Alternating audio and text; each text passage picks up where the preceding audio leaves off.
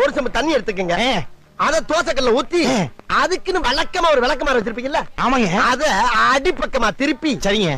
வரட்டுன்னு ஒரு 4 இழுப்பு இழுத்து சரிங்க. நல்லா கழுவி விட்டுருங்க. சரிங்க. ஒரு கிண்ண நிறைய மாவு எடுத்து பெரிய ரவுண்டாவும் இல்லாம சின்ன ரவுண்டாவும் இல்லாம சரிங்க. பொதுவா ஒரு ரவுண்ட ஊத்தி 4-5 வெங்காயத்தை போட்டு அள்ளி பொடி பொடியா நறுக்கி அப்படியே மேலாப்ல பரபர தூவி விட்டு சரிங்க.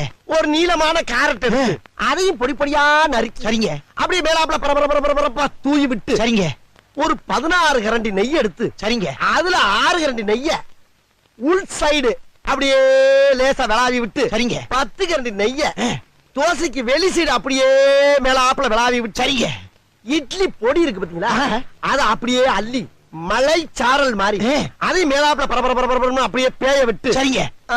பொத்துனாப்ல அப்படி ஒரு பரட்டு இப்படி ஒரு பரட்டு அப்படியே ரெட்டி கலர்ல முருக விட்டு கம ஒரு ஊத்த பத்த எடுத்து